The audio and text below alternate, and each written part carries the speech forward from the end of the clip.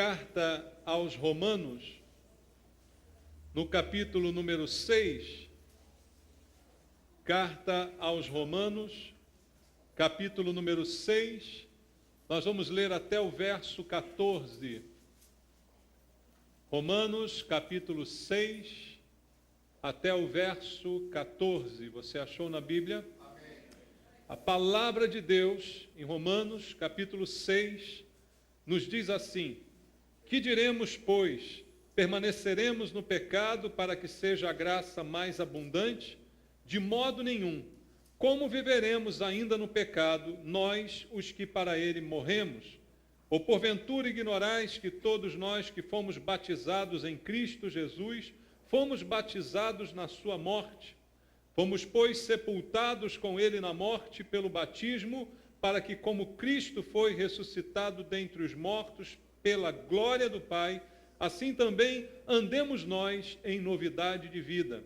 Porque se fomos unidos com ele na semelhança da sua morte, certamente o seremos também na semelhança da sua ressurreição.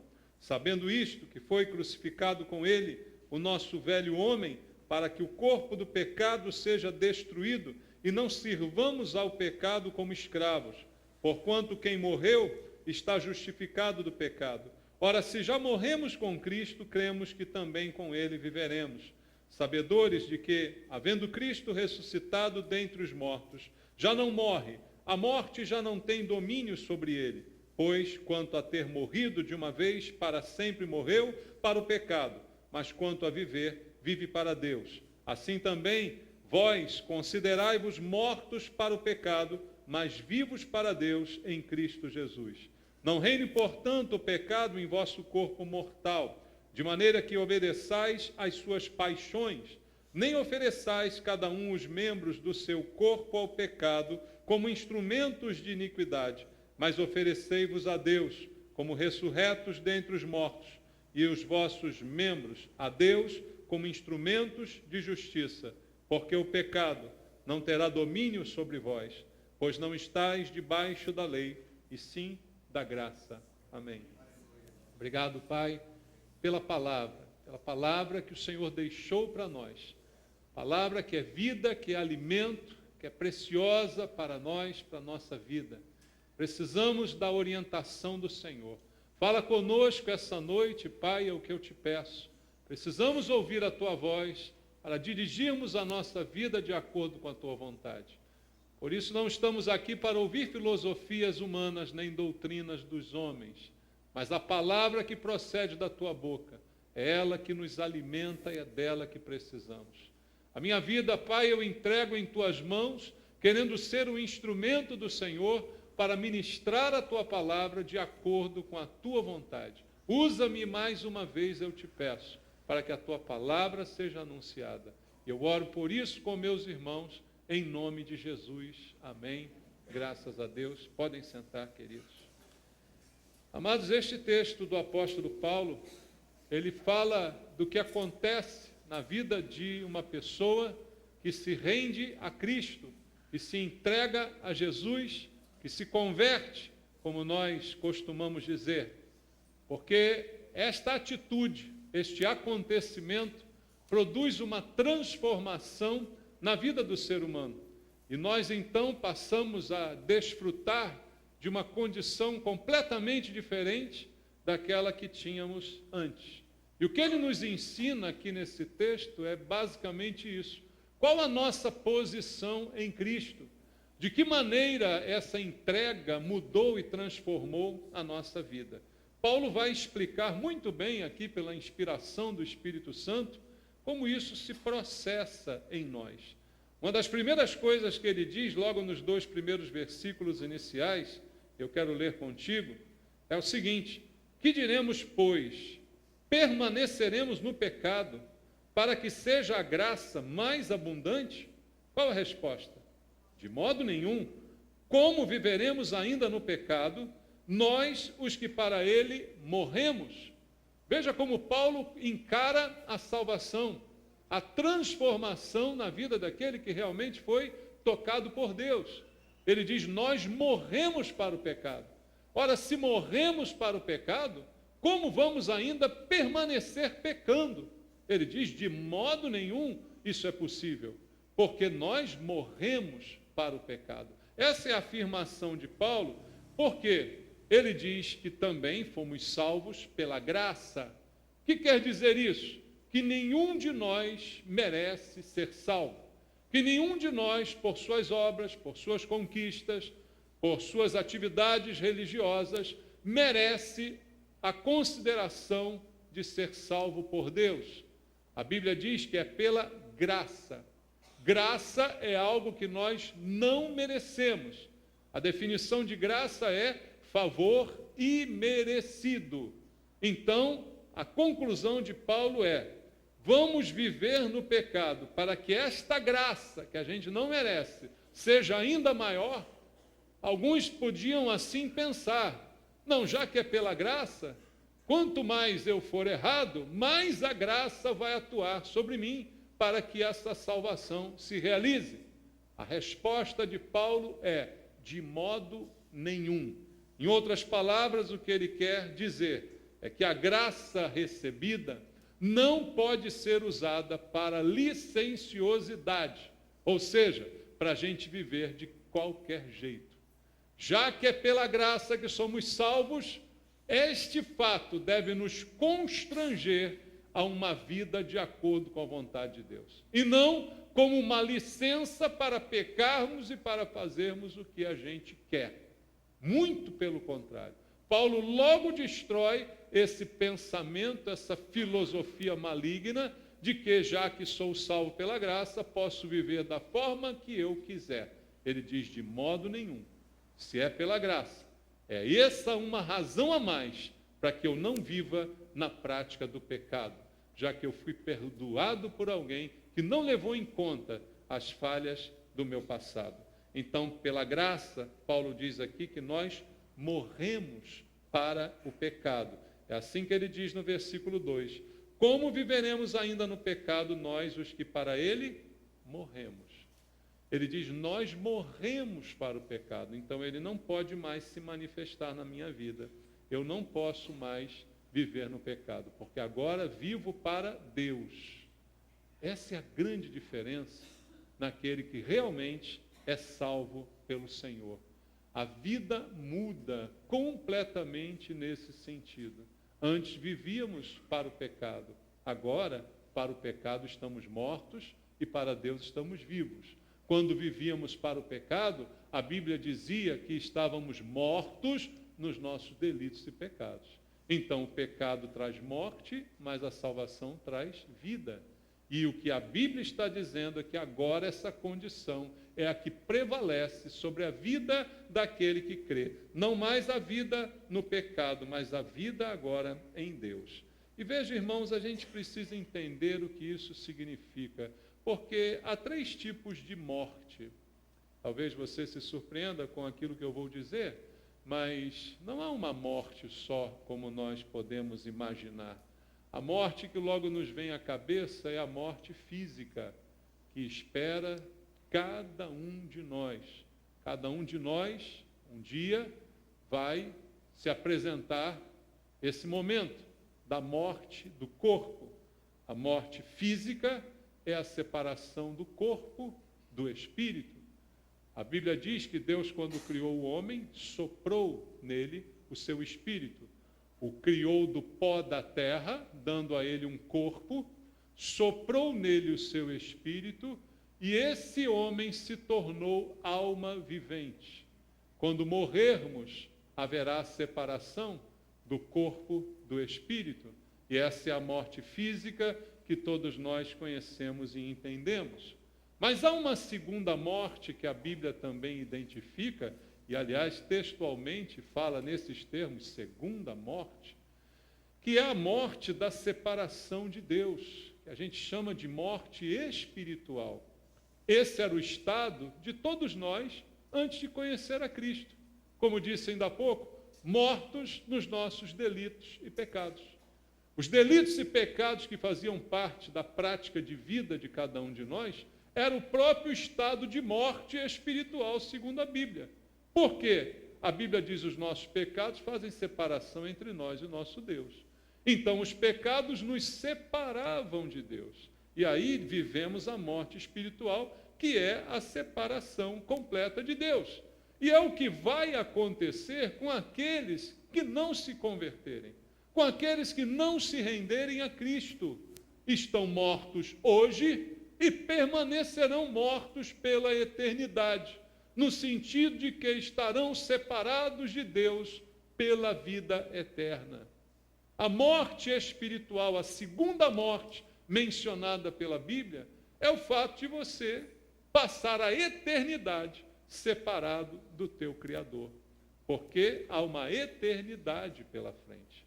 E a terceira morte, qual é? A terceira morte é essa que Paulo fala aqui. Nós estamos mortos para o pecado. A condição de uma nova vida em Cristo. Estamos mortos para o pecado. Antes, mortos para Deus, espiritualmente mortos, mas agora vivos para Deus e mortos para o pecado. Nós, cristãos, somos um conjunto de gente morta, mas morta para o pecado. Amém? Mas muito vivas para Deus, porque Ele mesmo disse: eu vim para que tenham vida e a tenham em abundância. Então, o que o Senhor Jesus fez por nós foi nos dar essa vida abundante, que ao mesmo tempo nos mata para o pecado, nos inabilita para o pecado. Não faz mais parte da nossa natureza a prática do pecado. Por isso diz a Bíblia: aquele que é nascido de Deus não vive na prática do pecado. O que é nascido de Deus. Não estou falando de quem frequenta a igreja, porque a igreja qualquer um pode frequentar. Mas o que é nascido de Deus não vive na prática do pecado. Porque a morte de Cristo me deu vida e essa vida me fez morrer para o pecado, me inabilitou para praticá-lo constantemente. Estamos sujeitos ao pecado? Sim, estamos. Não há ninguém que não peque, mas não como prática de vida. Pecados acidentais. É isso que acontece na vida de alguém que verdadeiramente foi convertido por Deus. E como é que nós, de fato, morremos para o pecado, como o apóstolo Paulo aqui nos ensina? Voltando ao texto, no versículo 3, ele diz assim: ou porventura ignorais que todos nós que fomos batizados em Cristo Jesus, fomos batizados na sua morte. Como que se dá esse processo de morrer para o pecado? É a conversão. O que é a conversão, irmãos? Como eu disse aqui várias e várias vezes, é o Espírito Santo quem convence o homem do pecado, da justiça e do juízo. Ele convence, ele me faz enxergar quem realmente sou. Isso gera em mim um arrependimento por enxergar quanto mal eu fazia a Deus. E gera em mim uma necessidade de Deus, uma necessidade de redenção, uma necessidade de rendição a Deus. E isto, de fato, é a conversão, equiparada por Deus a uma morte, a uma espécie de morte. Eu estou recebendo vida, mas ao mesmo tempo estou morrendo para o pecado. E Paulo, no versículo 3, nos lembra do símbolo dessa morte. Qual é o símbolo dessa morte? É o batismo, que vai acontecer daqui a pouco. O batismo é o símbolo da morte da velha vida, para o renascimento, para uma nova vida. Então ele inicia-se pela conversão, que é o selo do Espírito Santo na nossa vida. Como diz a Bíblia em Efésios capítulo 2, somos selados como uma garantia da promessa. Conversão. E a partir desse momento, um compromisso com Deus que é assumido através do batismo. Aquele que de verdade se converteu, logo quer se batizar. Porque logo quer mostrar ao mundo o seu compromisso com Cristo e quer que, simbolicamente, mostrar que ele morreu com Cristo para nascer de novo para uma vida eterna. E é o que Paulo diz no verso 4. pois fomos sepultados com ele na morte pelo batismo. Veja como ele compara o batismo à morte, como se ao se batizar você esteja simbolicamente sepultando a tua velha vida, a tua velha natureza. Ele diz, nós fomos sepultados com ele pela morte e pelo batismo, para que, como Cristo foi ressuscitado dentre os mortos para a glória do Pai, assim andemos nós em novidade de vida. Ou seja, ao me batizar, estou me dispondo a morrer com Cristo, para viver com Ele. Morrer para o pecado da velha vida e nascer de novo, à semelhança da sua ressurreição, como diz Paulo. Eu, quando saio das águas, me assemelho à ressurreição de Cristo para viver em novidade de vida. Ou seja, não há como eu me batizar, eu me converter verdadeiramente e a minha vida não mudar. Veja, não existe essa possibilidade. Alguns até dizem assim, não, você tem que mudar a sua vida para você se batizar. Não é essa a ordem das coisas. Você tem que se render a Jesus. Você tem que obedecer a Ele, a sua ordem a respeito do batismo, e então viver em novidade de vida. Não adianta se batizar e continuar vivendo a mesma porcaria de vida. Concorda comigo? Não adianta se batizar e nada mudar na sua vida, no seu entendimento, na sua mente, no seu coração. Porque você faz isso para viver em novidade de vida. Para a semelhança da ressurreição, deixar a morte e voltar à vida. Mas voltar à vida para viver a mesma vida? Não, como ele diz, voltar à vida para viver em novidade de vida. Vida nova. Vida transformada completamente. E isso tudo através do símbolo do batismo nas águas. Versículo 5, ele diz, porque se fomos unidos com ele na semelhança da sua morte, certamente o seremos também na semelhança da sua ressurreição. Está aí o símbolo do batismo. Ao submergir, a semelhança da morte. Ao ressurgir, a semelhança da ressurreição, como ensina a palavra de Deus. Então, isso tudo nos liga ao que Deus quer fazer na nossa vida quando há uma conversão genuína, nascer de novo, como Jesus disse a Nicodemos, para uma nova vida, da água e do Espírito, para uma vida completamente transformada. Então, amados, após a conversão, quando ela é genuína, primeiro, o desejo de ser batizado. Isso é, para mim, ponto pacífico. E depois, a determinação de viver uma nova vida em Cristo. Como é que eu vivo uma nova vida? Matando a velha, no bom sentido. Você entendeu? Matando a velha no bom sentido. Por quê? Eu não posso viver mais da maneira que vivia antes. Com os mesmos hábitos, os mesmos costumes, os mesmos desejos, as mesmas necessidades, as mesmas aspirações. Isso morreu. Isso faz parte do velho homem, que Paulo também diz para nós, tem que ser sepultado, tem que ficar ali no tanque, irmãos. Mas veja, o tanque não faz milagres. Ninguém vai entrar no tanque para tomar um banho de amor. Não é um banho de descarrego. O milagre não está na água, o milagre está na atitude.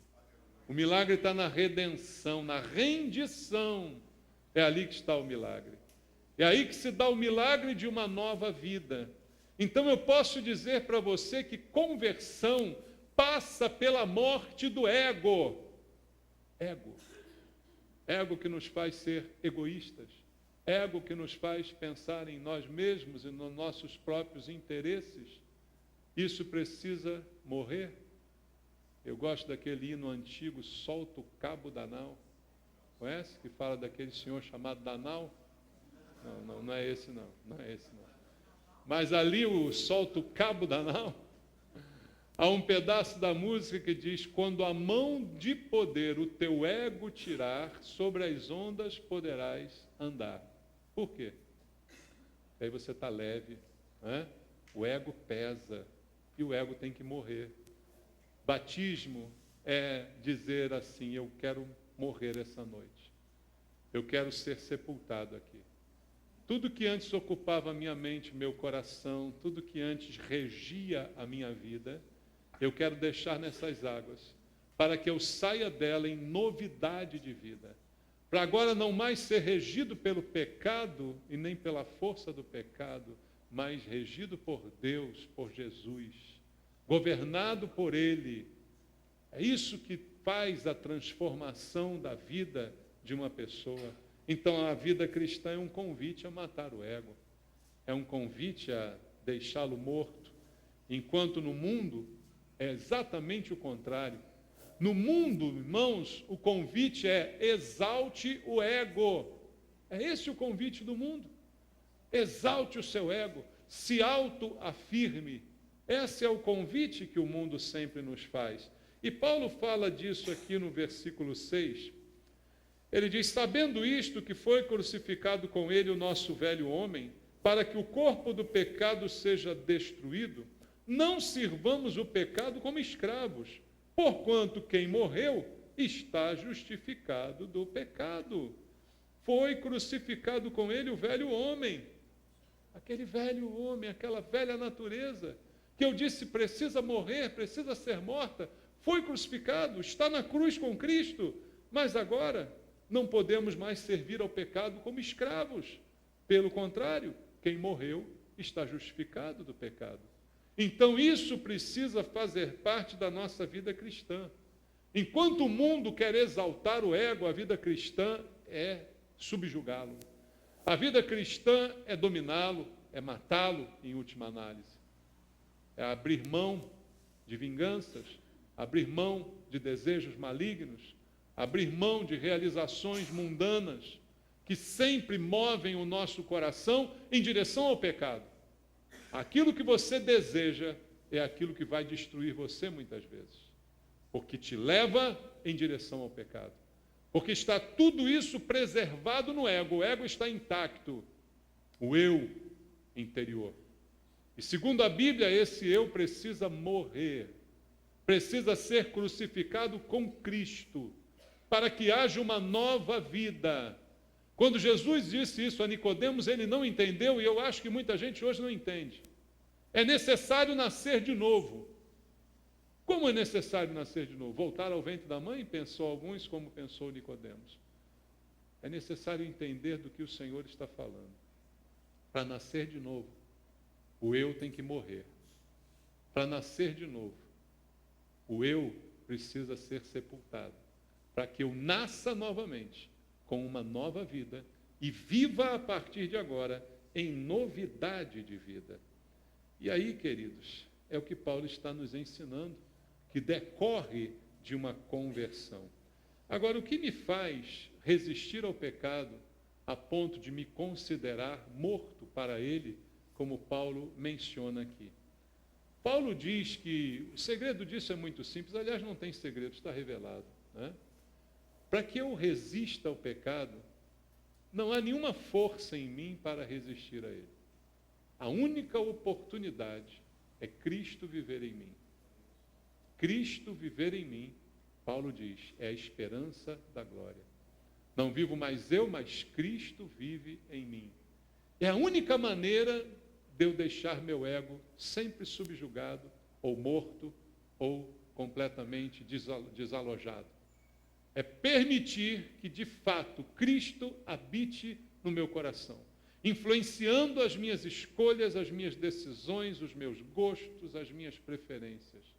É isso que vai me livrar do pecado e da morte. Porque, segundo a Bíblia, é morte com Cristo, para uma vida também com Ele, Ele vivendo em mim. Isso é a conversão genuína, irmãos. Isso é a mudança genuína de vida. Veja o versículo 8 que está escrito. Ora, se já morremos com Cristo, cremos que também com Ele viveremos. Veja, para Paulo isso é uma coisa natural, automática. É uma consequência. Ele diz, ora, Se eu já morri com Cristo, com Ele é agora que eu vou viver. Porque quem morreu com Cristo? Meu velho homem. E quem vai viver com Cristo? A minha nova vida. É agora com Cristo. Antes, sem Cristo, sem Deus. Agora, com Cristo. Me ajudando a vencer o pecado. Me ajudando a dominar a carne, dominar o ego. É Cristo em nós, como esperança da glória de Deus para a nossa vida.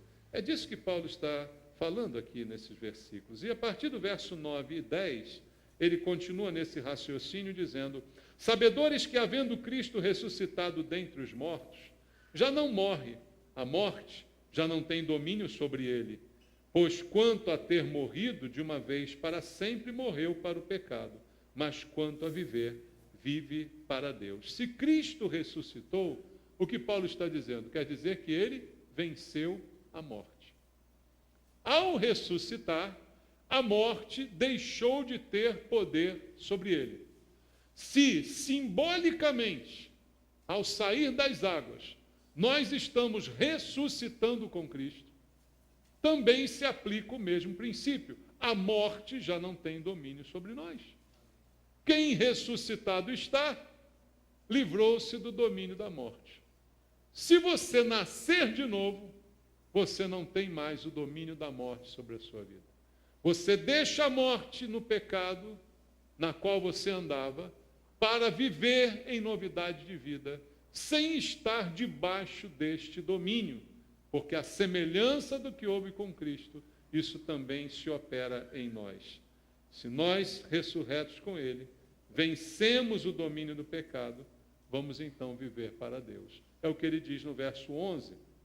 Assim também vós. Veja, ele liga, assim também vós. O que aconteceu com Cristo ao morrer e ressuscitar, ele diz, se assemelha ao que acontece com vocês. Assim também vós, considerai-vos mortos para o pecado, mas vivos para Deus em Cristo Jesus. Eu preciso me considerar morto para o pecado. Isso, irmãos, é um convite a um pensamento. Pensa na palavra considerar. Considerar é pensar em cima de alguma coisa. É raciocinar em cima de alguma coisa. Para isso Deus nos deu mente sadia, cabeça para pensar, amém, irmãos? Você tem cabeça? Então pense. Deus te deu inteligência. A salvação pode ser compreendida. Pode ser compreendida. Não é um mistério. Deus revelou, entende? Pelo contrário, a Bíblia diz que nós temos que estar prontos a dizer a razão da nossa fé. Como é que eu vou pregar para alguém se eu não sei nada sobre a minha fé, sobre o que se operou em mim? Eu preciso entender a razão. E aqui o Senhor está nos ensinando, através de Paulo, qual a razão. Eu preciso considerar, pensar, raciocinar. Eu preciso entender essas coisas para que elas se tornem prática na minha vida. Considerai-vos mortos para o pecado. Veja, não é uma coisa assim de mágica. As pessoas gostam muito de mágica, né? De que coisas se operem de forma automática. Ah, é assim, pastor? Então vou me batizar. Pronto, acabou o meu problema todo. Vou me batizar. Quando eu sair do batismo, estou com a nova vida, eu não peco mais, está tudo bem. Não, você precisa se considerar morto para o pecado. Você precisa olhar para dentro de você mesmo e considerar-se assim. Entender-se desta maneira. A possibilidade de pecar você ainda tem. Não foi tirada de você, não foi tirada de nenhum de nós. Mas eu tenho que me enxergar com uma nova vida. O problema de muitos de nós é que a gente não se enxerga. Eu tenho falado sobre isso aqui à igreja, né? Muita gente não se enxerga. Aquele simancômetro que eu queria comprar para muitos irmãos, né? Para a gente se enxergar perfeitamente. Muitos pensam de si mesmos mais do que convém pensar, e a Bíblia diz que isso é um erro. Outros pensam menos, se acham inferiores, se acham coitadinhos. Também é um erro. Eu preciso pensar de mim aquilo que Deus pensa sobre mim. Eu preciso me entender da maneira como Deus me entende e me considera. Deus, quando vê um convertido, Ele considera que esse que foi nascido do Espírito não pode viver mais na prática do pecado.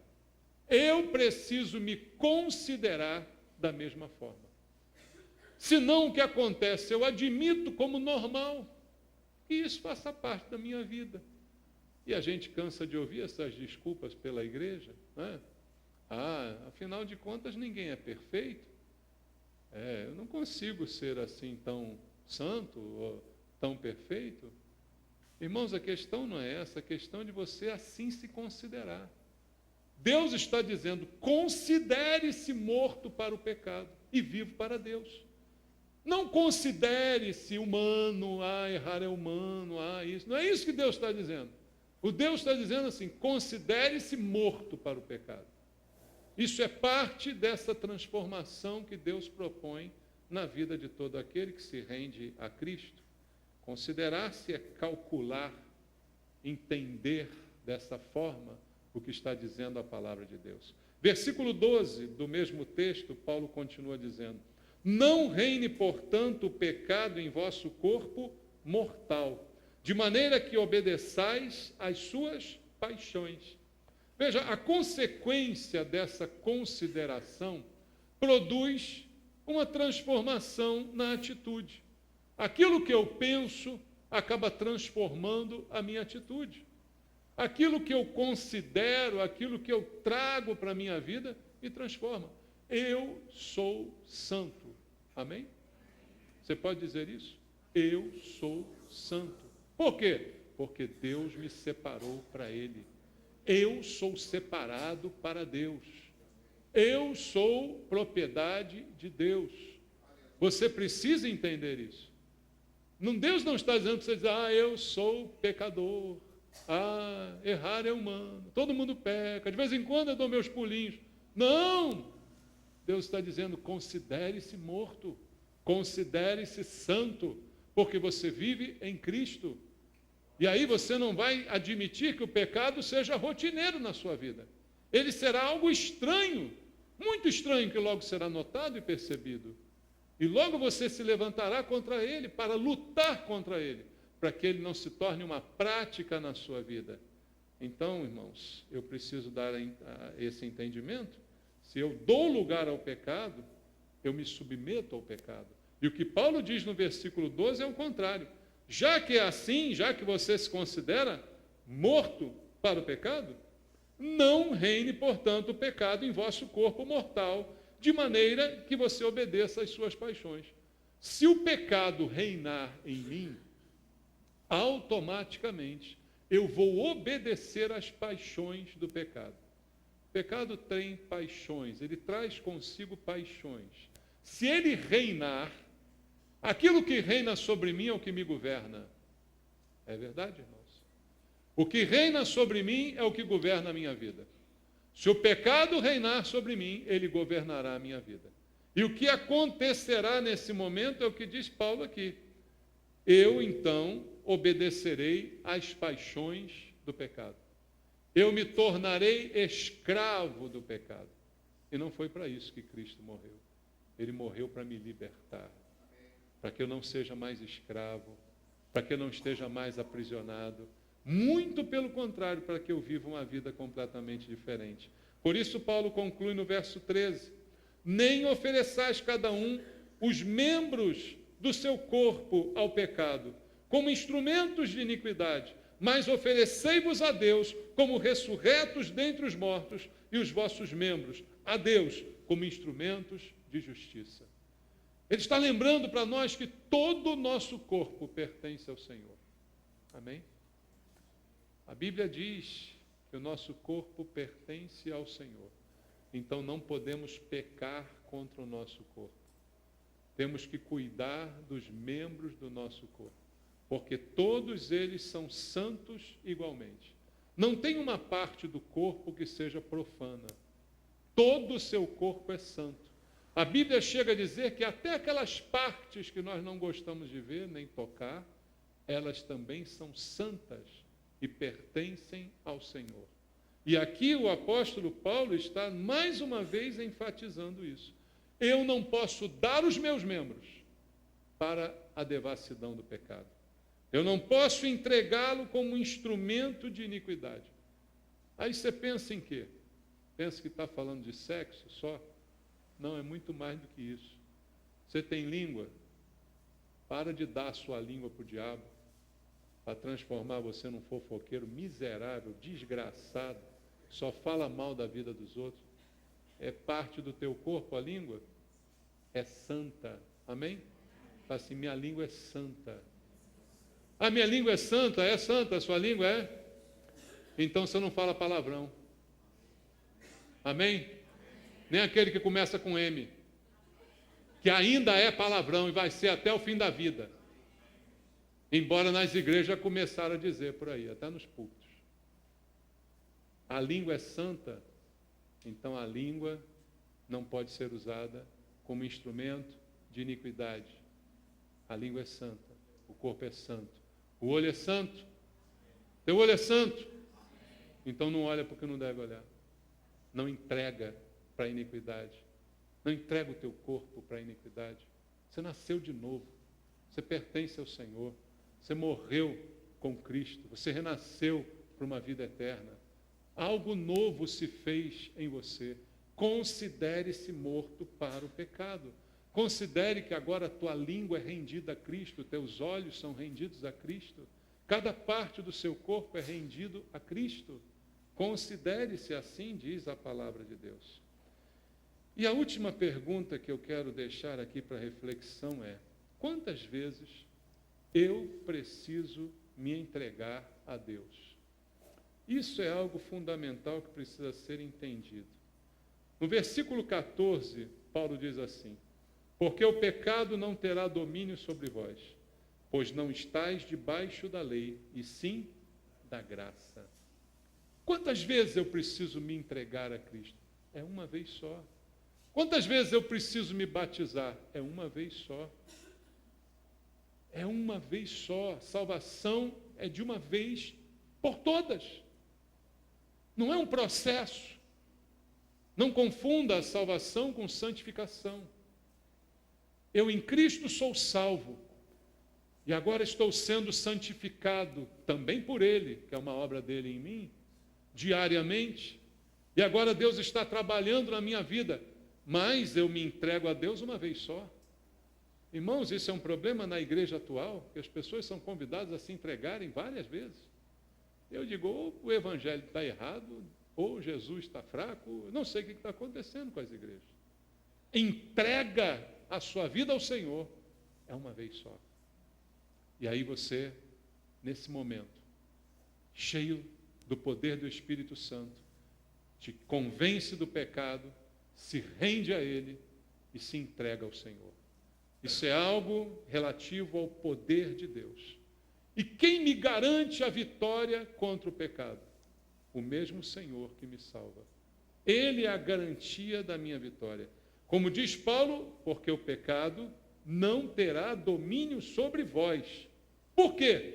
Simplesmente porque eu não estou debaixo da lei, estou debaixo da graça. Você foi salvo pela graça? O pecado não tem mais domínio sobre você. Ponto final. Ah, mas por que ainda acontece isso ou aquilo outro? O pecado não tem mais domínio sobre você.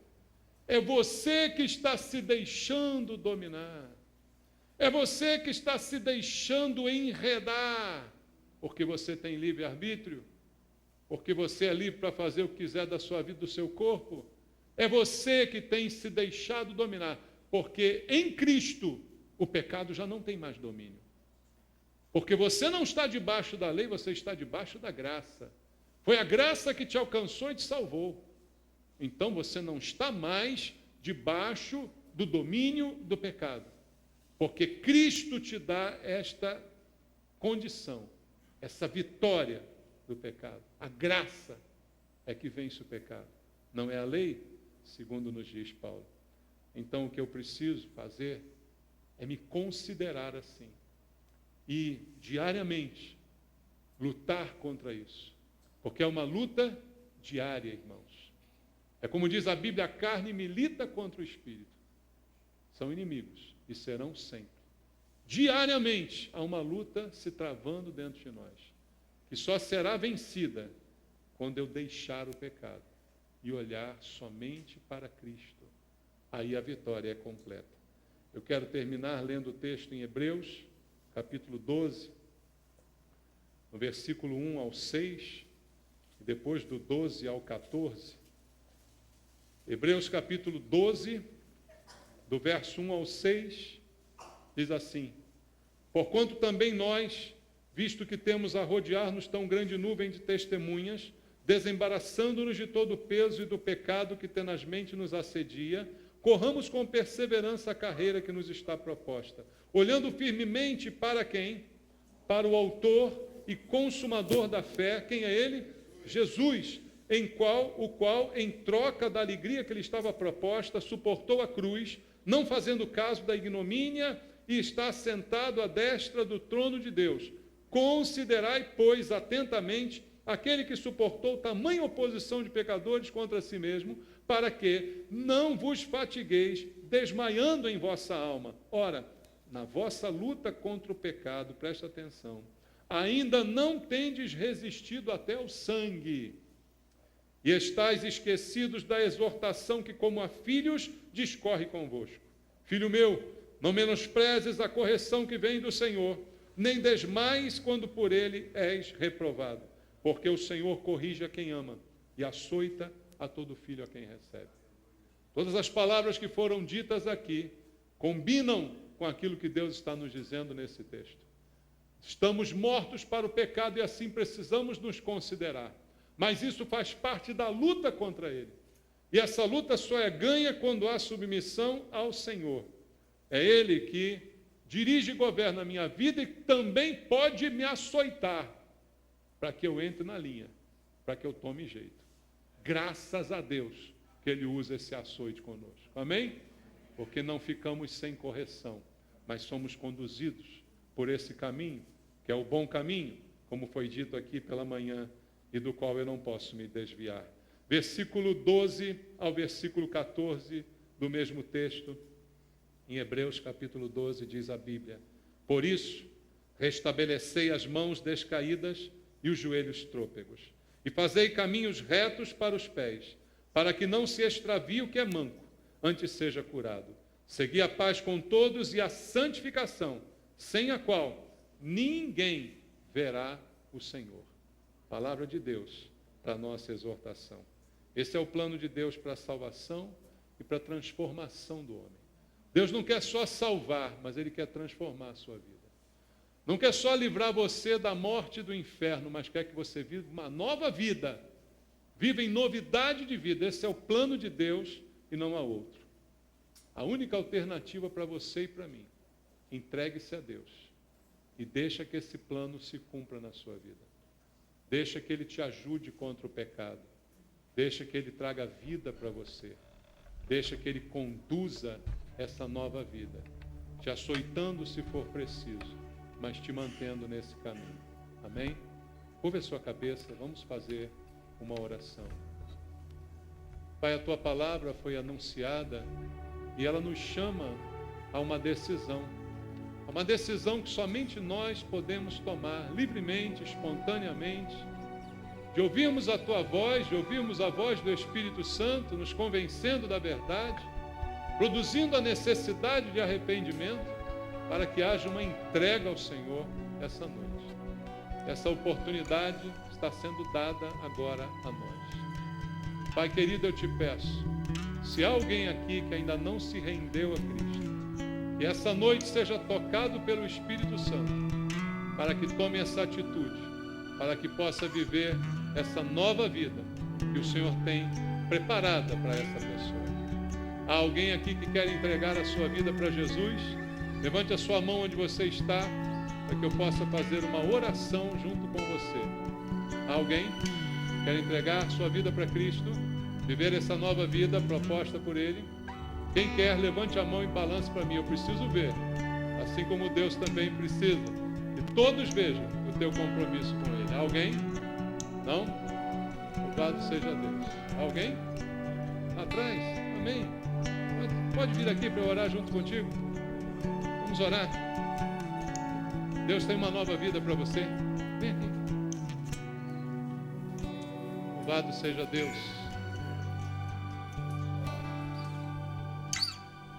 Amém. Começa o nome? Rogério. Deus abençoe, Rogério. Rogério, não é momento de vergonha. Eu sei que é algo que pode ser constrangedor. Mas lá no céu, o Senhor está olhando para esse momento agora. Para receber a tua vida. Que você vai entregar a Ele o que você está fazendo diante de todo mundo. Tem que ser público. Tem um compromisso com Cristo. E é isso que você quer fazer? Em nome de Jesus. Vamos orar. Pai, eu te agradeço pela vida do Rogério.